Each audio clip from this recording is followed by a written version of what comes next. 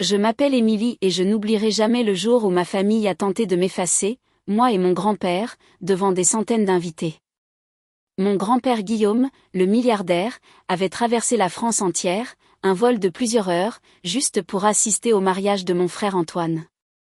À 82 ans, son corps était frêle, mais sa fierté était intacte. Pourtant, à l'instant même où il est arrivé, mes parents l'ont relégué derrière les poubelles, comme un invité encombrant plutôt que comme l'homme qui avait bâti notre nom. La voix de ma mère m'a transpercée. Ce vieux mendiant va nous faire honte. J'ai senti une boule de feu dans ma poitrine. Quand j'ai protesté, sa main a claqué contre ma joue. Des murmures de stupeur se sont propagés comme une traînée de poudre. Et avant que j'aie pu reprendre mon souffle, elle m'a ordonné de partir.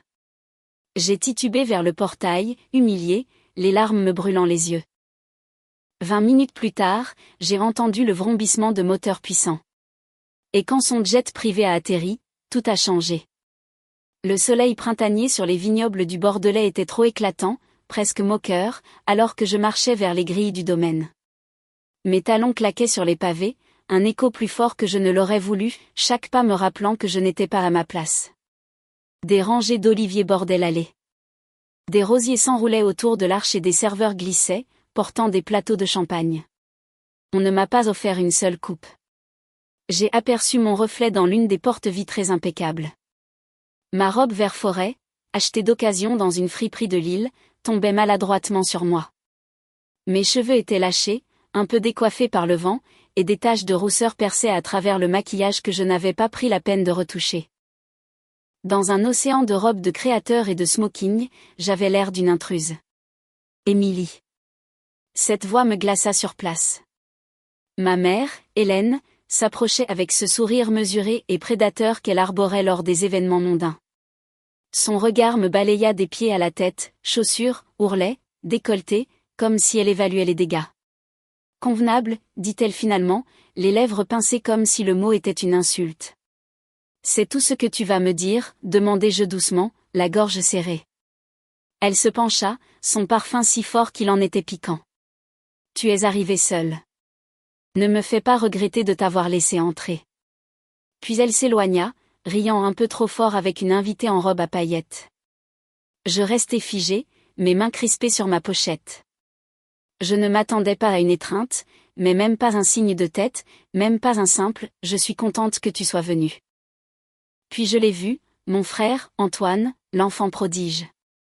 Il était entouré de ses amis de grande école près des Oliviers, un bras enroulé autour d'Olivia, sa fiancée. L'autre tenait nonchalamment un verre de cognac ambré, et son rire fusait à travers le patio, éclatant et sans effort, tandis que moi, je restais invisible. Antoine, appelai-je en forçant un sourire. Il jeta un coup d'œil dans ma direction, ses yeux me parcourant comme si j'étais une étrangère demandant son chemin. « Ah, salut Émilie. Tu as pu venir. » Ses mots étaient plats, expéditifs, son regard se tournant déjà vers ses amis. Le regard d'Olivia suivit le sien un instant. La dentelle ivoire de sa robe lui collait à la peau, son sourire était crispé, poli, indifférent. La chaleur me monta au cou. Je voulais tourner les talons et m'enfuir, mais quelque chose me retenait. Une sorte d'entêtement. C'était ma famille, aussi brisée soit-elle, et je refusais de disparaître si facilement. Alors, je suis restée en marge de la réception, agrippée à mon sac, prétendant chercher quelqu'un qui se souciait de moi. Mais la vérité s'installa lourdement dans mon estomac, je n'étais qu'une simple invitée à la fête de ma propre famille. Et peut-être même pas ça. Et puis, à travers les rires et le tintement des coupes de champagne, j'entendis le crissement de pneus sur le gravier. Une berline sombre ralentit et s'arrêta près des grilles. Mon cœur rata un battement quand je vis la portière s'ouvrir.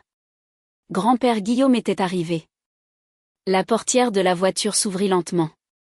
Et il était là, grand-père Guillaume. Son dos était un peu voûté, ses pas mesurés, mais ses yeux, d'un bleu perçant, s'illuminèrent en me trouvant. Il portait un costume bleu marine un peu trop grand pour sa silhouette, une cravate légèrement de travers, et des chaussures juste assez cirées pour montrer qu'il avait fait un effort.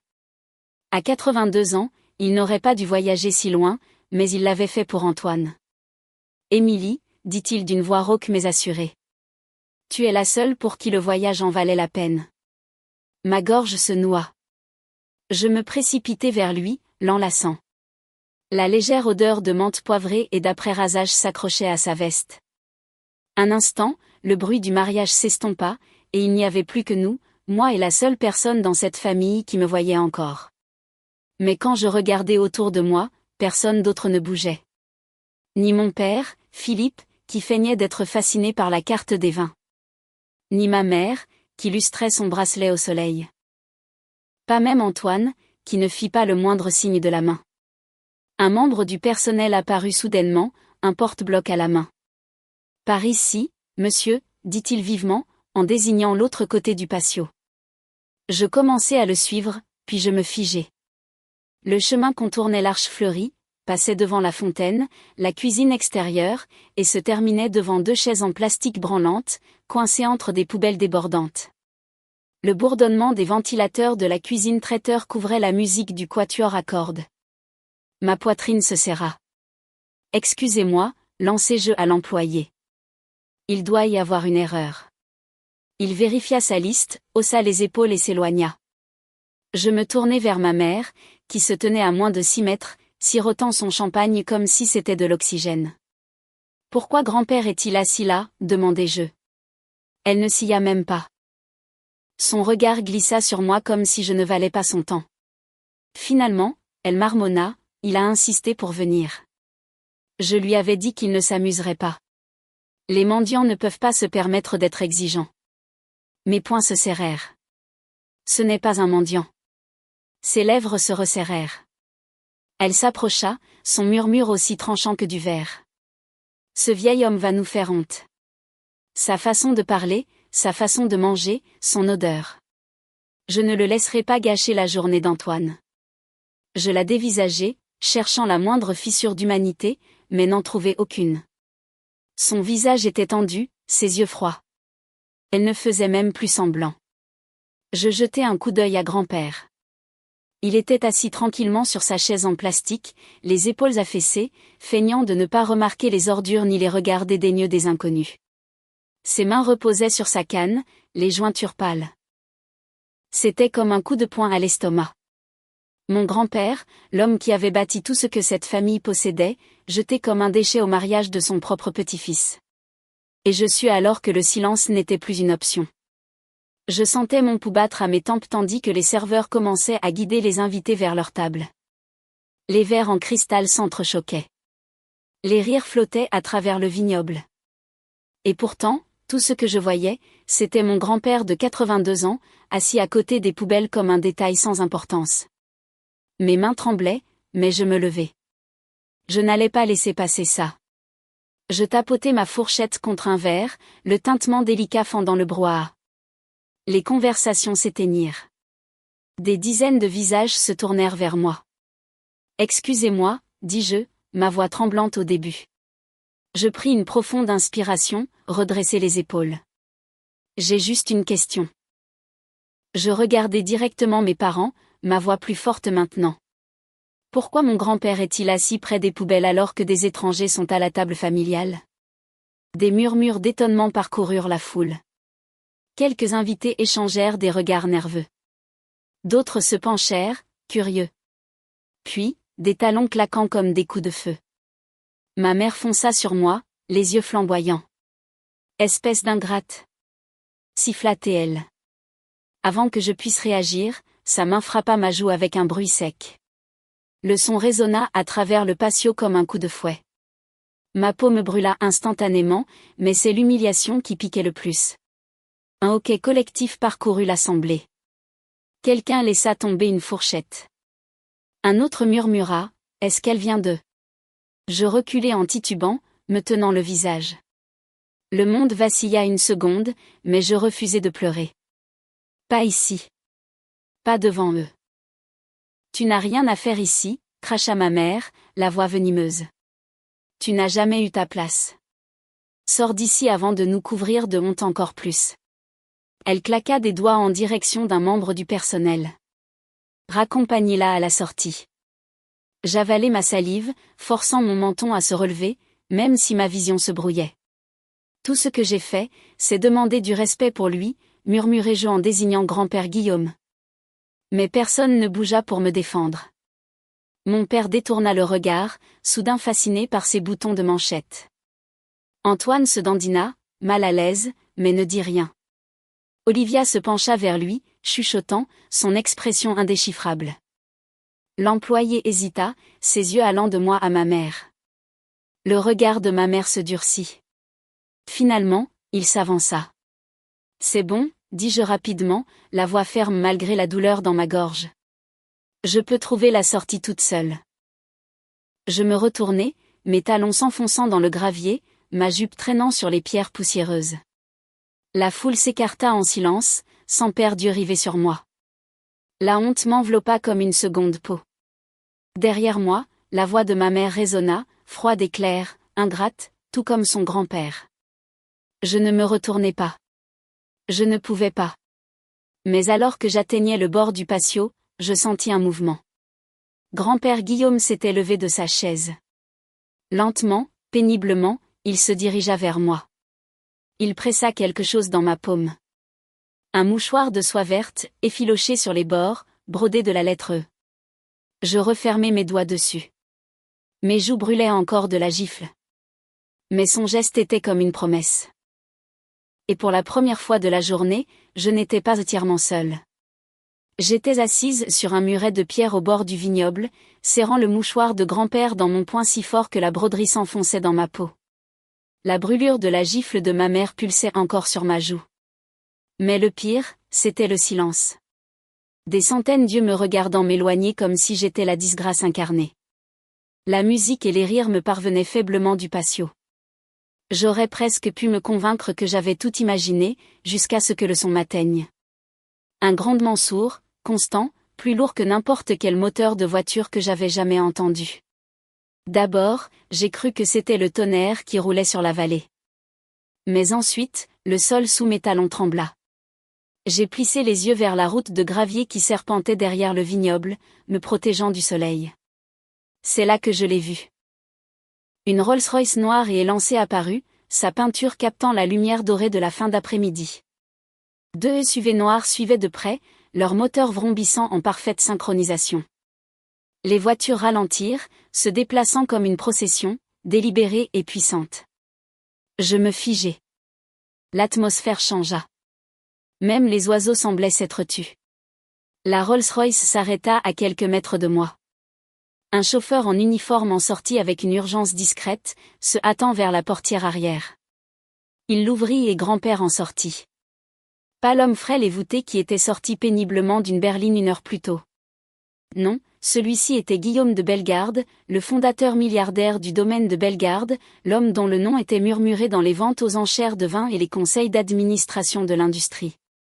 Son costume était parfaitement taillé cette fois, le tissu bleu marine épousant sa carrure.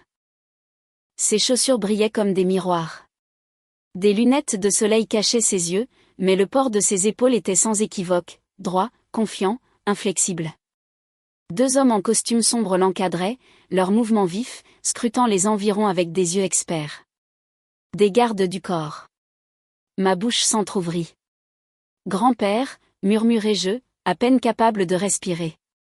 Il me repéra instantanément, s'arrêta, retira ses lunettes de soleil d'un geste délibéré. Ses yeux clairs, constants, familiers, croisèrent les miens. « Alors, ma chérie », dit-il, la voix forte, rien à voir avec le ton rauque qu'il avait utilisé auparavant.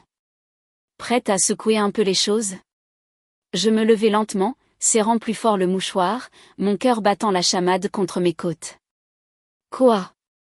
Qu'est-ce qui se passe ? » Il m'offrit son bras, les lèvres esquissant un sourire serré. « Voyons si ton frère se souvient à qui appartiennent réellement ces terres. » Mes genoux faillirent se dérober. « Appartiennent ces terres », répétai-je, abasourdi. Les gardes du corps se dirigèrent vers le portail latéral, celui par lequel on m'avait chassé honteusement quelques instants plus tôt. Cette fois, le personnel ne les bloqua pas. L'un d'eux tint même la grille ouverte, ses yeux allant nerveusement de grand-père à moi. J'avalai ma salive, glissai ma main sous le bras de grand-père et le laissai me guider. Mes talons crissaient sur le gravier, mais je ne trébuchai pas. Pas cette fois. À chaque pas, la vérité pesait plus lourdement sur ma poitrine. Ce n'était pas un lieu loué. C'était son vignoble, son empire. Et soudain, je réalisai que j'étais sur le point de voir le monde que je croyais connaître s'effondrer devant tout le monde. La musique de la salle de réception flottait à travers les portes-fenêtres ouvertes du patio lorsque grand-père et moi franchîmes le portail latéral. Les invités étaient au milieu d'un toast, les verres levés, les rires se mêlant aux notes d'un quatuor à cordes. La voix de ma mère, amplifiée par un micro, résonnait au-dessus de la foule, et bien sûr, rien de tout cela ne serait possible sans la vision d'Antoine, son ambition, son dévouement.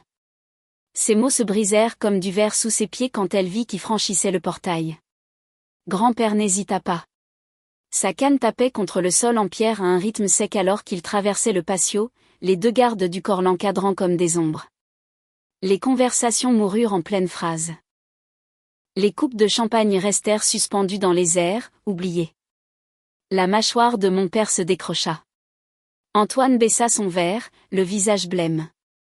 La main d'Olivia agrippa son bras comme si elle avait vu un fantôme. Grand-père monta sur la petite estrade à côté du quatuor à cordes. Sans un mot, il tendit la main et prit doucement le micro des mains de ma mère.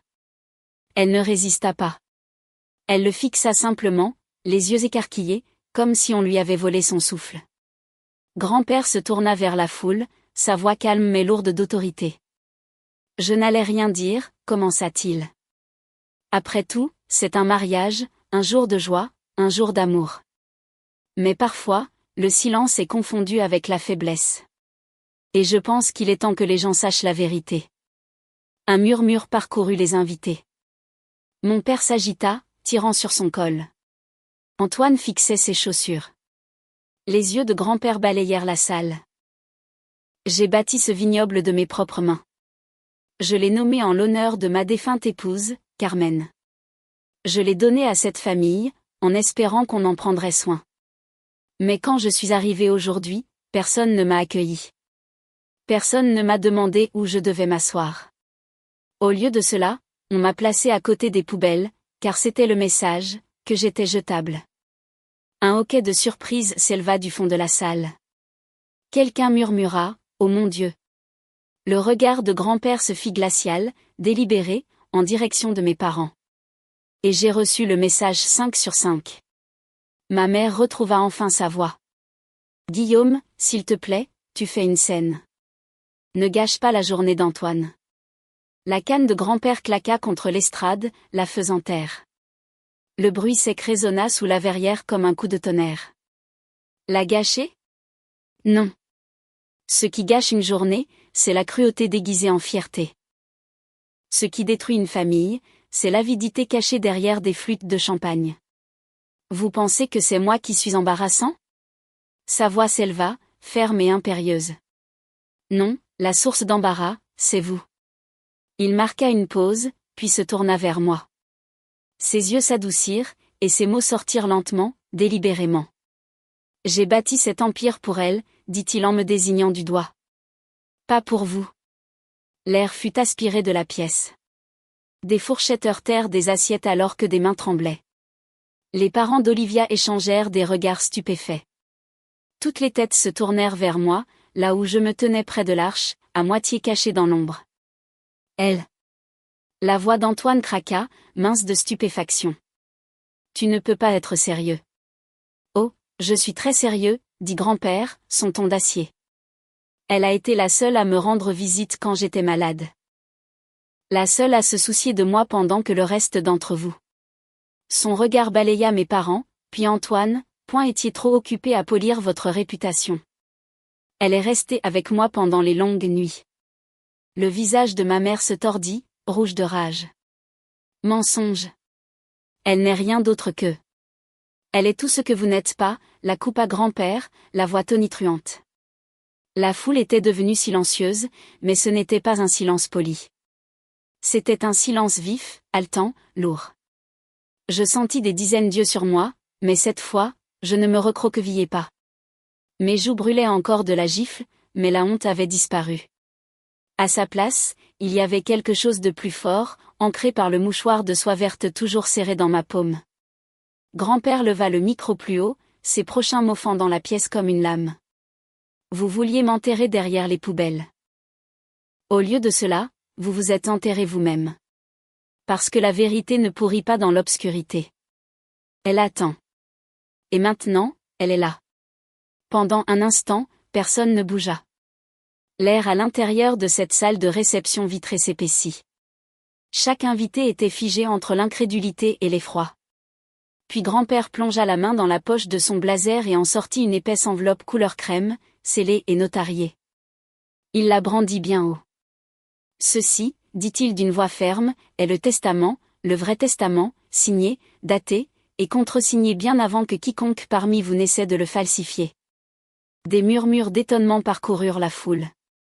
Mon père se pencha en avant, le visage blême. Ce n'est pas possible. Tu l'as changé des mois plus tard. Tu ne te souviens pas, les yeux de grand-père se plissèrent. Ah non. Il ouvrit l'enveloppe avec une lenteur délibérée, en faisant glisser les lourds papiers. Daté de 2 mois avant ma maladie. Bien avant la pneumonie, bien avant la sédation, quand mon esprit était vif et ma main ferme. Il leva une page.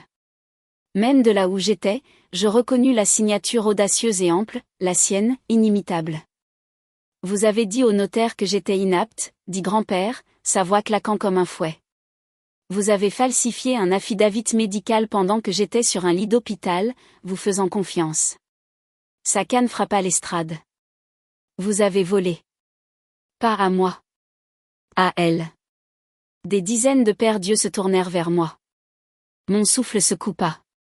Avant que quiconque puisse parler, les portes du fond grincèrent en s'ouvrant.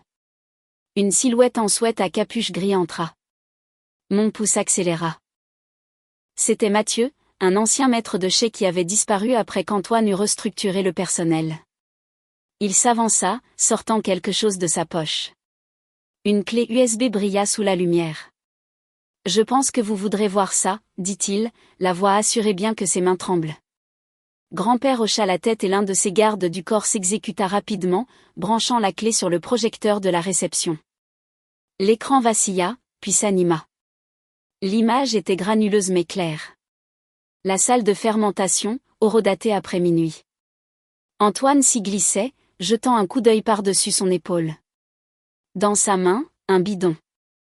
Il se dirigea vers l'une des grandes cuves en acier, dévissa le bouchon et versa le contenu. Un murmure parcourut la foule. Quelqu'un chuchota, « Est-ce que c'est ?» Oui, dit Mathieu. Du solvant industriel. Il m'a payé 10 000 € pour dire que c'était un accident. Je ne pouvais pas vivre avec ça. À l'écran, la silhouette d'Antoine était figée, surprise en plein acte. Son visage, éclairé par la caméra de sécurité, était indéniable. Olivia halta, couvrant sa bouche de ses 2 mains. Antoine, non. Murmura-t-elle. Antoine bondit sur ses pieds, le sang quittant son visage. C'est un coup monté. Une vendetta familiale. Asseyez-vous. Lança un actionnaire depuis le premier rang, sa voix comme un marteau. C'est du sabotage passible de poursuite pénale. Le visage de ma mère se tordit. Vous ne comprenez pas. Nous protégions la marque, le nom de la famille. Non, dis-je en m'avançant, ma voix résonnant clairement à travers la salle. Vous protégiez votre ego. Et vous étiez prêt à tout empoisonner, y compris le dernier assemblage de grand-mère, juste pour garder le contrôle. Le silence qui suivit n'était pas gêné, mais lourd, final, celui qui enchaîne les coupables. La voix de grand-père le brisa. J'ai fait confiance à cette famille. Je vous ai confié ce vignoble, et vous m'avez récompensé avec des mensonges, des documents falsifiés et du sabotage. Assez. Il se tourna vers l'avocat qui se tenait à ses côtés. L'homme ajusta ses lunettes, s'éclaircit la gorge et brandit un dossier en cuir. Avec effet immédiat, lut l'avocat d'une voix ferme, Monsieur Guillaume de Bellegarde transfère toute l'autorité légale et les parts majoritaires du domaine de Bellegarde à sa petite-fille, Émilie de Bellegarde. Les terres, la cave et les actifs associés sont désormais sécurisés sous son nom. Ces mots s'abattirent comme le tonnerre. Les invités haltèrent. Certains applaudirent même doucement, mais ma famille, ma soi-disant famille, était assise, anéantie. Les lèvres de mon père bougeaient sans un son. Les mains de ma mère s'agrippaient au dossier d'une chaise, les jointures blanches. Antoine avait l'air de quelqu'un à qui on venait de retirer le sol sous les pieds. Grand-père leva sa canne, la pointant directement sur eux. Vous avez essayé de m'effacer. Vous avez essayé de l'effacer, elle. Mais la vérité ne plie pas, peu importe la quantité d'argent que vous versez dessus. Et alors que je me tenais là, le mouchoir toujours dans mon poing, je sentis la honte du début de journée se consumer, remplacée par quelque chose de féroce, d'inébranlable. Pour la première fois, je n'étais pas la paria. J'étais l'héritière. La salle de réception s'était transformée en un cimetière d'illusions brisées. Les invités s'agitaient mal à l'aise sur leurs chaises, les murmures serpentant comme de la fumée. Le quatuor à cordes avait complètement cessé de jouer, leurs instruments reposant silencieusement sur leurs genoux. Antoine explosa le premier. Il se leva d'un bond, sa voix aiguë et sauvage. C'est de la folie. Ce ne sont que des mensonges. Elle m'a piégé. Il pointa un doigt accusateur vers moi, le visage marbré de rouge. Émilie ne mérite rien, elle a toujours été jalouse de moi. Dis-leur, maman. Dis-leur. Hélène se leva à côté de lui, son collier de perles tremblant contre sa gorge. Bien sûr qu'elle est jalouse. Elle n'a rien. Elle n'a toujours été rien. Guillaume, c'est de la folie. Tu es en train de détruire ta propre famille. Je fis un pas en avant, le cœur battant, mais la voix ferme. Non, maman. Vous avez détruit cette famille le jour où vous avez choisi les apparences plutôt que l'amour. Vous m'avez giflé devant tout le monde parce que je l'ai défendu, dis-je en désignant grand-père. Vous l'avez traité comme un déchet parce que vous le pensiez impuissant. Voilà qui vous êtes. Ses yeux se rétrécirent, le venin suintant de ses paroles. Tu n'as toujours pas ta place ici, Émilie. Tu ne l'as jamais eue. Quelque chose en moi se durcit. Je relevai le menton, affrontant son regard. Vous avez tort. Avant, je le croyais. Je pensais que j'étais l'échec, l'intruse, la honte de cette famille. Mais maintenant, je vois clair. Je n'ai jamais été la source d'embarras. C'était vous. Un hoquet collectif parcourut la salle. Une invitée porta la main à son collier de perles, secouant la tête avec incrédulité. Un autre marmonna, elle a raison. Philippe, mon père, s'agita enfin. Sa voix craqua, mince et désespérée. Arrêtez ça. Vous allez tous nous détruire. Émilie, pense à ce que tu fais. Je me tournai vers lui, la gorge serrée, mais mes mots fermes. J'y ai pensé. Toute la nuit, toute ma vie. Et j'en ai fini de porter le poids de vos mensonges. La chaise d'Antoine crissa en arrière alors qu'il se jetait vers moi, les poings serrés. Un des gardes du corps de grand-père l'intercepta instantanément, plaçant une main ferme sur sa poitrine. « Asseyez-vous, monsieur, » dit le garde d'un ton plat. Antoine se figea, le souffle court, les yeux balayant frénétiquement la pièce comme pour chercher une issue. Olivia, sa future épouse, était assise, pâle et tremblante. « Antoine, dis-moi que ce n'est pas vrai, » murmura-t-elle, le mascara coulant sur ses joues. Mais Antoine ne dit rien. Son silence était plus éloquent que n'importe quel aveu. De l'autre côté de la salle, le père d'Olivia se leva brusquement, la voix glaciale. « Fais venir la voiture. » Ses yeux se posèrent sur Antoine avec dégoût.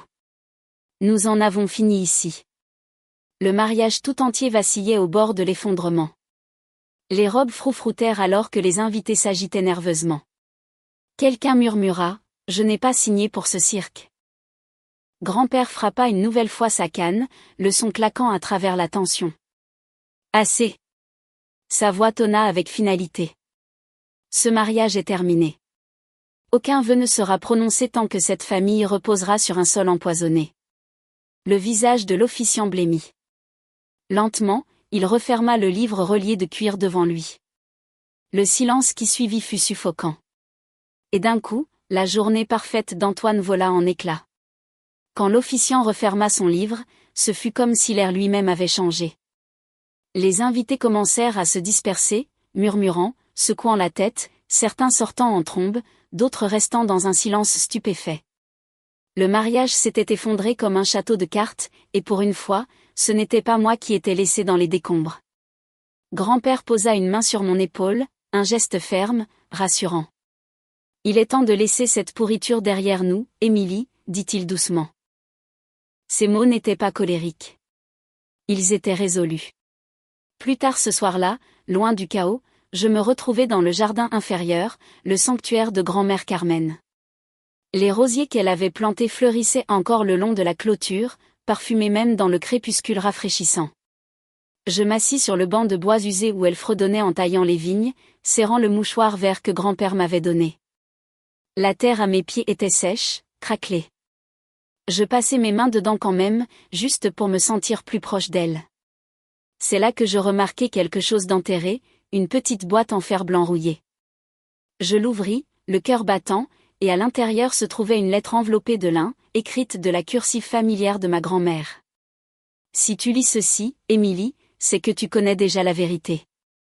Ils n'ont jamais vu ta force, mais moi, si.